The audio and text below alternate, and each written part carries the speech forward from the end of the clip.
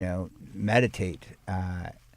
When I think about Aloe, and I think leading the movement in this alternative lifestyle of health and wellness, particularly mental wellness, and seeing really what the commercial sports have been able to do by putting in baseball diamonds and basketball hoops and football fields, soccer fields, and all these different ways to support their commercial team sports. I think that with what we have been doing, which we were on a wonderful trajectory of bringing our curriculum into schools before, COVID, when breath work became a negative thing. But one day, I look forward to getting right back on that path. It's just today, breath work is still not a real big positive thing. Feeling is a crime at this point. Breathing is a crime at this point. Literally, it's like breathing is a crime. Right. So when we do our company, and when we do things that are based on schools, because that's the main idea, to make the school. It's not about fashion brand. It's not about, because the curriculums that have been given to people right now force that triangle you drew out this morning, where it goes from influencer to more influencers to early adopters, right, to audience to critical mass. Yeah. We have to educate the critical mass on esteem. We have to educate the critical mass on religions, all the religions. We have to educate the critical mass on breathing, on yoga. We have to educate the critical mass on financial literacy.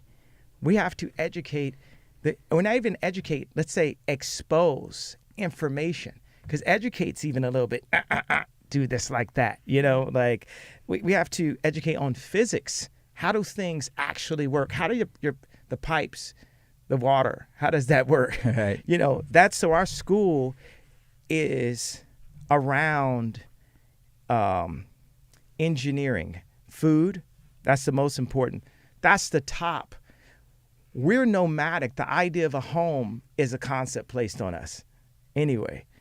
But I bet you're going to need some food. That's right. And I ain't sorry for using incorrect English when saying that, because I bet you if you in a spot where you need some food, the last thing you're going to be worried about is how correct your English is about it. So the most important thing is your food. The second thing is your sleep, the ability to sleep. Mm-hmm. That gets into a home situation. So you can sleep well and rest well at night. So our school, for lack of a new dondified word, is going to expose engineering of food, shelter, clothing, automotive, computer, hardware and software, financial literacy, and just as a shout out to Elon, rocket science. For the kiddos. Sick. So good. Healthy. I love that. How's your sleep hygiene? What's your sleep like? What do you? I'm obviously not getting any sleep. I must be in an episode. Everyone is a medical PhD, right? When it comes to episodes and injuries, right? If someone thinks that you're in an episode, they're like, you need sleep. I'm like, thank you. Who's the most famous doctor of all time? Dr. Fauci? Yeah, Dr. Fauci, yes. It's like, yes. You're in an episode, you need sleep. Thank you, Dr. Fauci, yeah. Right? And then another one is like, if you like hurt yourself or something like that, what does everyone say? Oh, put ice on it. Thanks, PhD. So good. Why would there be hospitals if putting ice on it was literally the cure? All cures. The cure of all cure. Put ice on it. That's what I did with my first chain and my first watch. I definitely put some ice on it. Nice. I'm trying to, I don't know if I got that whole, I kind of went on like this 7-part visual experience. These aren't rants I'm giving you. These are visual experiences, right? I'm painting a picture, a sonic picture. Walk with me here. So the idea is people shame the concept of mental health. It is lowest form of discrimination. Why?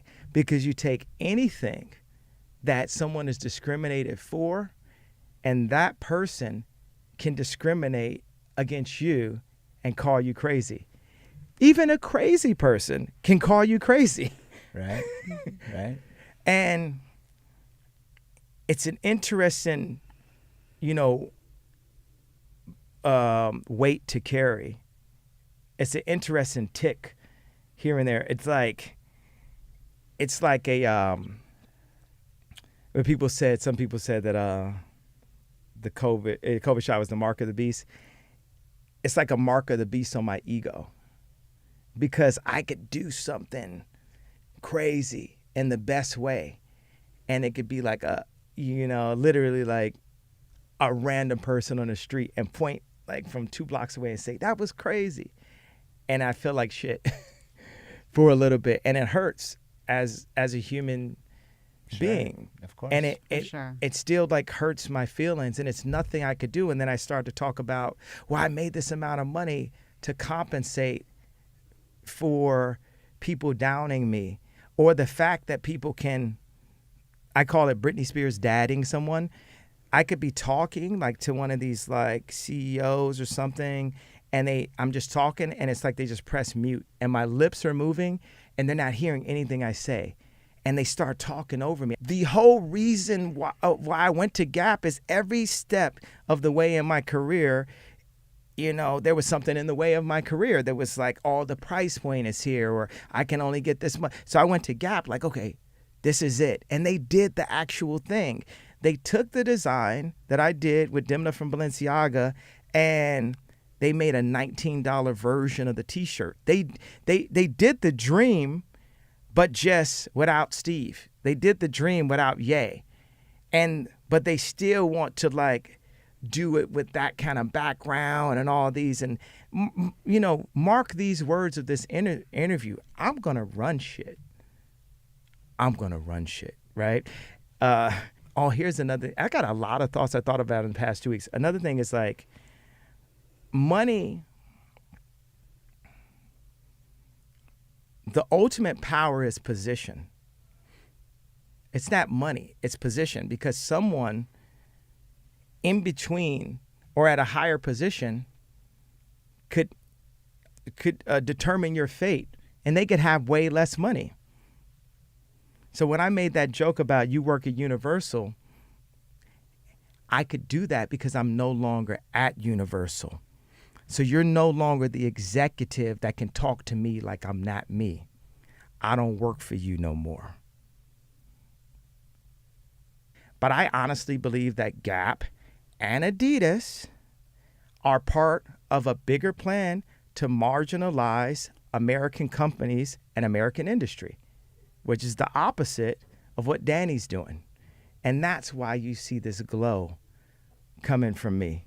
Because in this prison of finger pointing and name calling, a little crack of light, a little Shawshank Redemption came through that prison cell at that factory today. Now we rocking with Ye. Let's go. Let's do it. I am so inspired by you, and the inspiration that you've had in Aloe.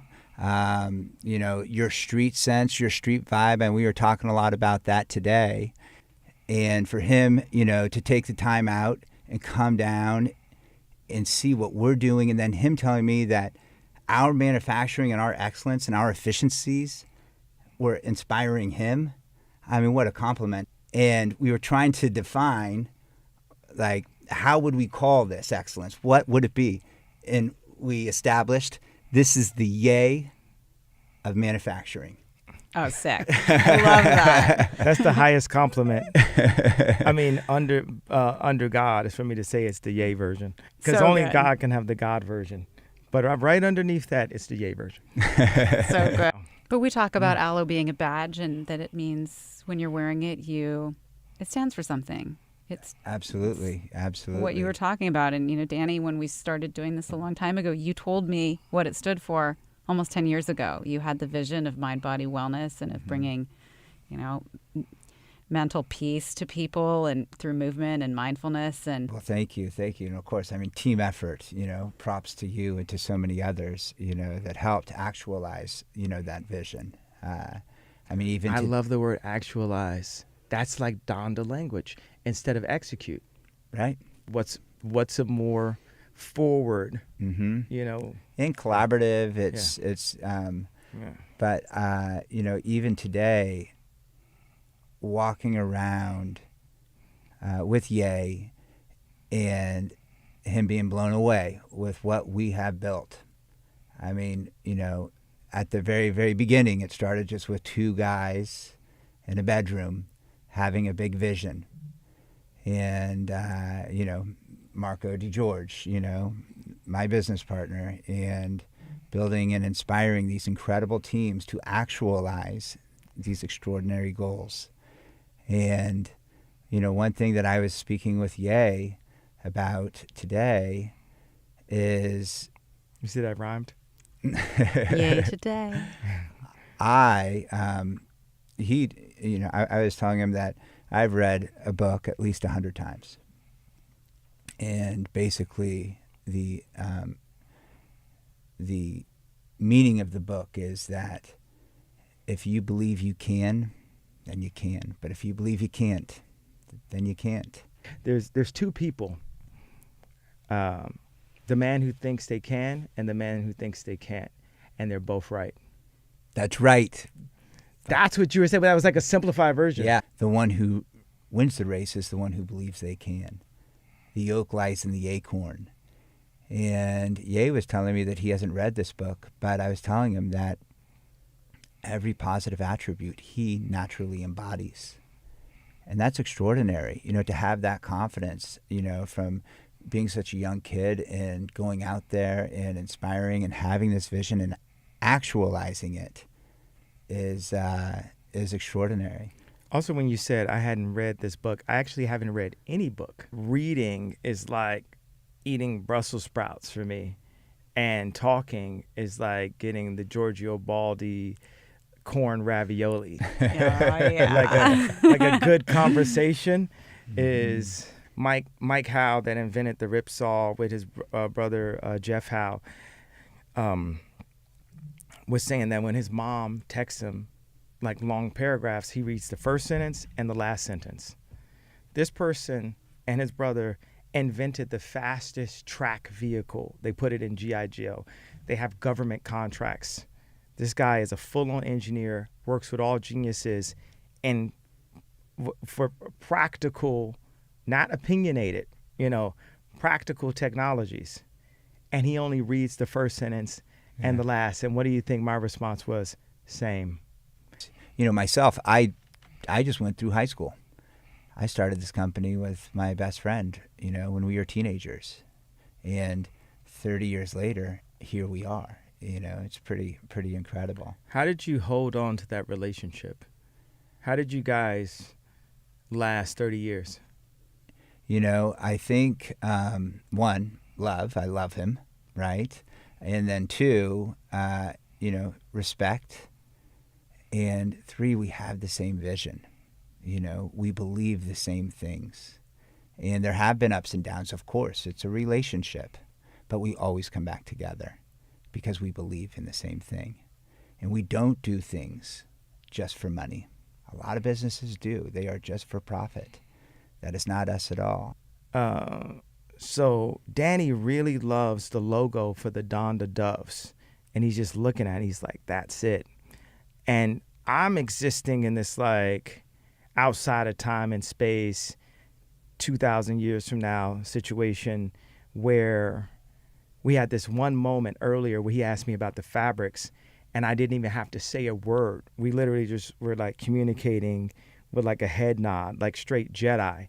That was the one moment that showed where we'll get to, where our great-great-grandkids or our kids and our grandkids will get to that level of language, because the Tower of Babylon, English, the idea of having to speak correct English, like you're not going to respect what I'm saying, even though you know what I'm saying, unless I'm speaking correct English. Well, that's like a version of every time I'm talking, I'm getting pulled over and having to do a alcohol test, walking down a yellow line with my finger on my nose, and while I want to express myself.